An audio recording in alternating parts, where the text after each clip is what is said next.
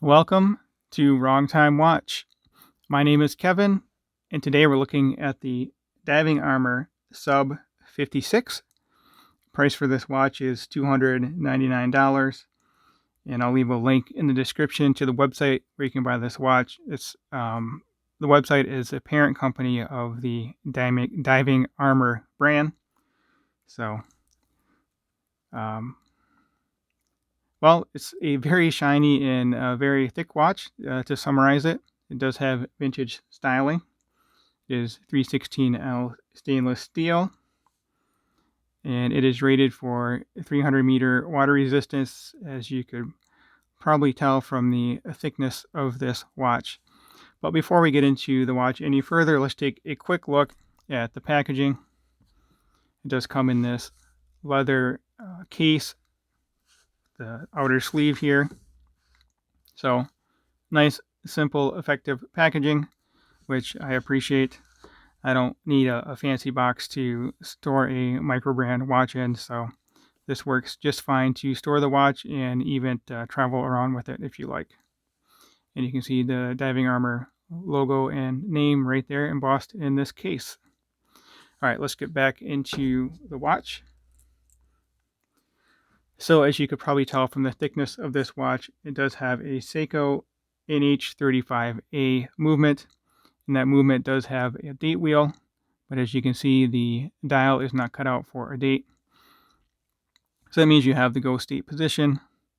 It's not a big deal. So what that means is your first position here would be hand winding when you screw the crown out.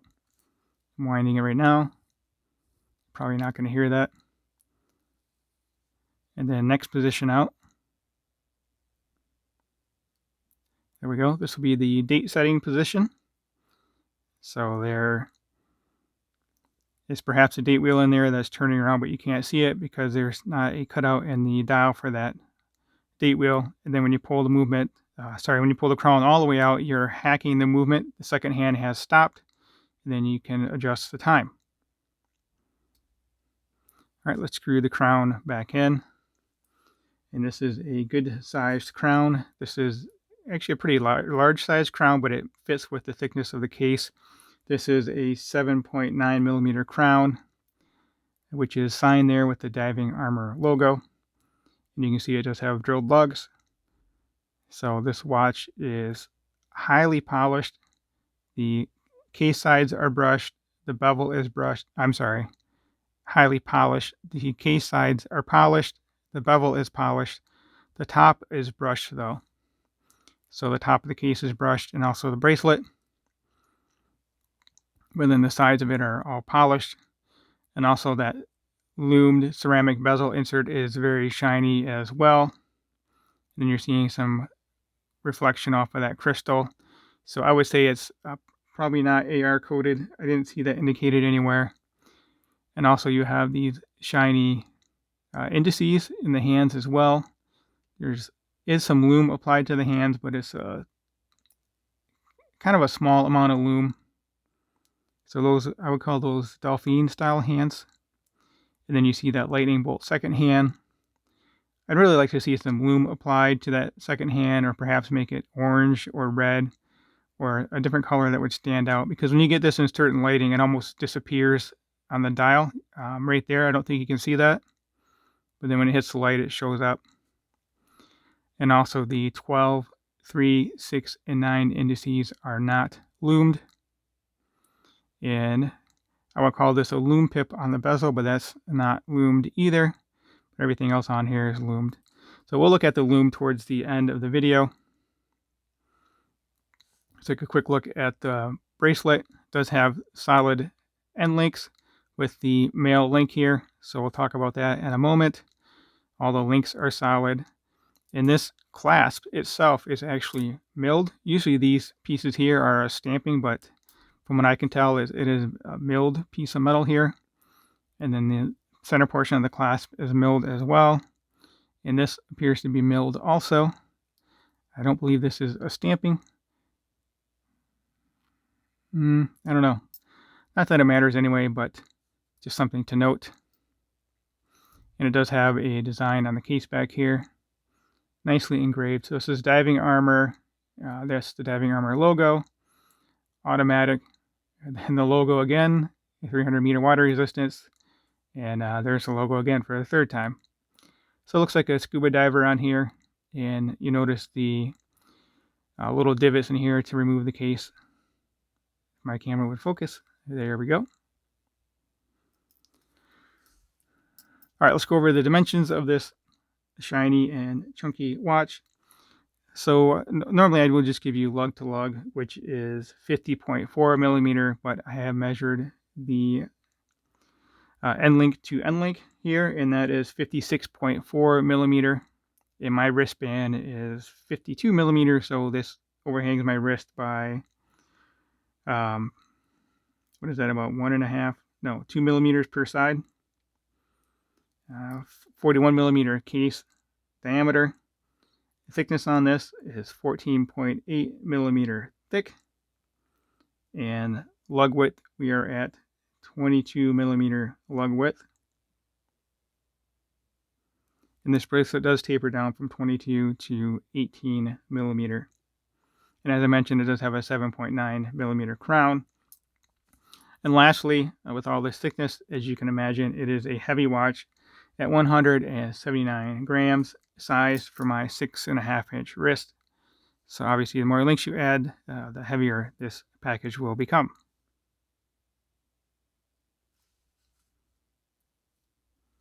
Oh, so when I did the unboxing, I was a little confused about this bezel here with the numbers 1, 2, 3, 4, 5. So basically, I kind of figured out that the 1 is 10. So it would be 10 minutes, 20, 30, 40, 50, and 60. So that confused me for a little bit. And I think I already mentioned my other kind of complaints with this watch. But, other than that, it seems to be pretty well made. It feels very robust. You do get 6 micro adjust on this clasp here.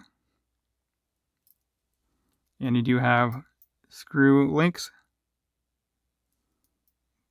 Pretty sure they're screw links. Actually, they might be push pin. As I mentioned in the unboxing, I didn't have to size this. Yeah, these are screw links. So let me get this on wrist, and then we'll take a look at the Lume. And then we'll close out the video. So let me know in the comment section what you think of this watch. If it's up your alley. Oh, something else I covered in the unboxing. The bezel is a little hard to turn. It does have some nice knurlings, so I don't know what's going on with this.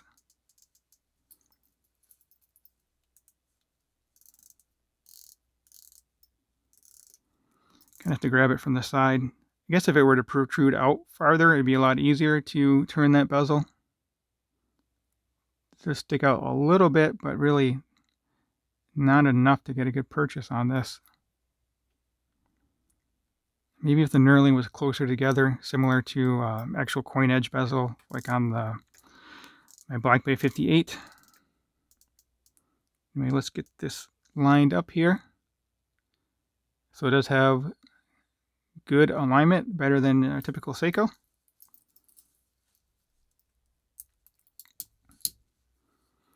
So there we go. I'll zoom out here in a moment as well. Hopefully you don't catch any of the clutter on my desk here. Oh, you know what? I forgot to show it next to my Seiko SKX for a size reference, and we'll include this for the Lume portion of the video as well. I'll zoom out and then I'll hold it up next to the SKX here in a minute.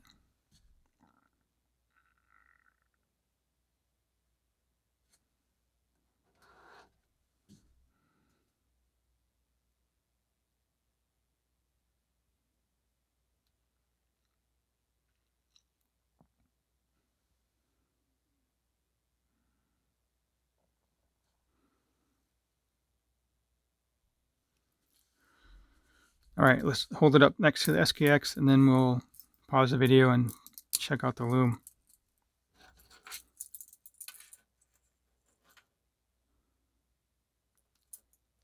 So the SKX is a millimeter larger in diameter, but the lug-to-lug is much shorter, and the end links just fold right over. That is a hollow end link, in case you don't know. Oops, sorry. I'm going to try and pinch this together here, and then you should get an idea how much larger the lugs are on the diving armor.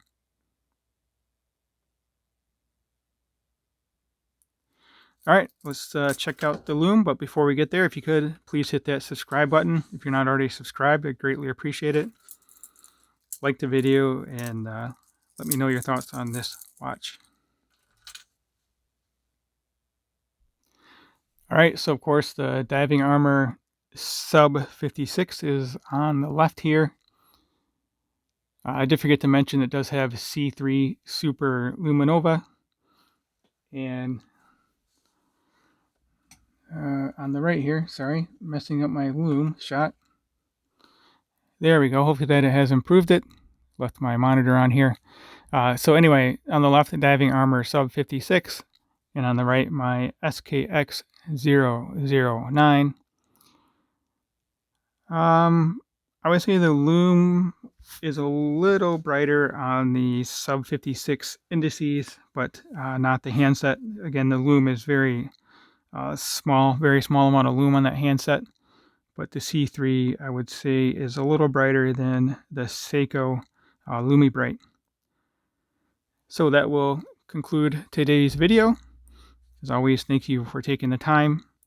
Thank you for watching, and I'll catch you on the next video.